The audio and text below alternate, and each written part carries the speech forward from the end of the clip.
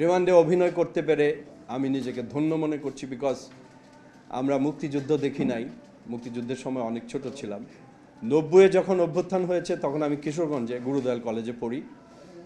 আমরা ছবি দেখেছি, স্টিল ছবি নূর হোসেনের। আর এবারের যে অভ্যুত্থান সেটা আমরা ভিজুয়াল দেখেছি, আবু সাইদ কিভাবে মারা গেছে, আপনারা সবাই দেখেছেন। সেই জিনিসগুলোই আমরা একত্রিত করে একটা ফিল্ম বানিয়েছি কষ্ট করে।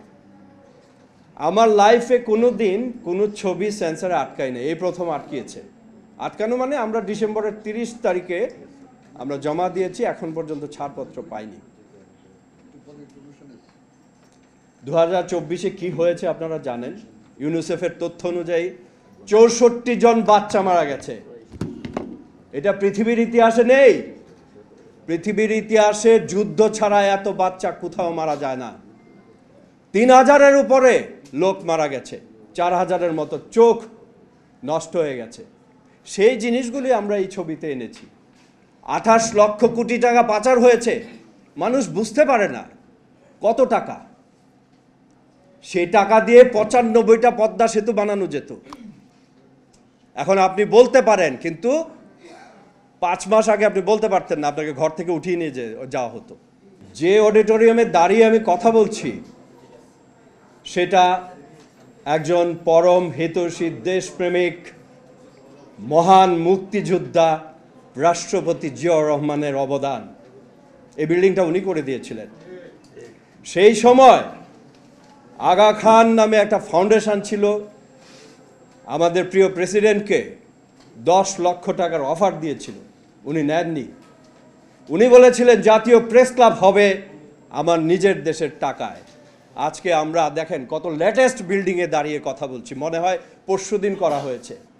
এই যে স্মার্টনেস ছিল জিয়াউর রহমান সাহেবের, এটা অন্য কোনো রাজনৈতিক ইমেজের মধ্যে আমি দেখি না, কোনো লোকের মধ্যে আমি দেখি না। আমি এটা পলিটিক্যালি কথা বলছি না, আমার অন্তর থেকে বলছি। আমি ওনাকে অনেক বেশি পছন্দ করতাম। আমি ওনার সঙ্গে একবার দেখা করার সৌভাগ্য হয়েছিল আমার।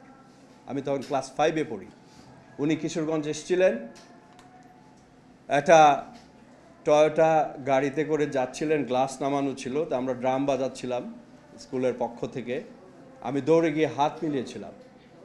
আমাকে বলল যে ব্রেভো, যাও সুন্দর করে বাজাও। তো উনি যেখানে গিয়ে জনসভাটা করেছিলেন সেটা ছিল আমাদের কিশোরগঞ্জের আজিমউদ্দিন স্কুল, হাই স্কুল কিশোরগঞ্জে। তো উনাকে বসানোর জন্য একটা চেয়ার ছিল, সেখানে টাওয়েল দেওয়া ছিল।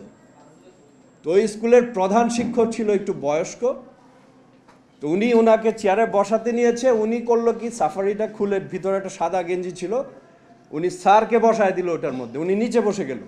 এই ছিল প্রেসিডেন্ট জিয়া।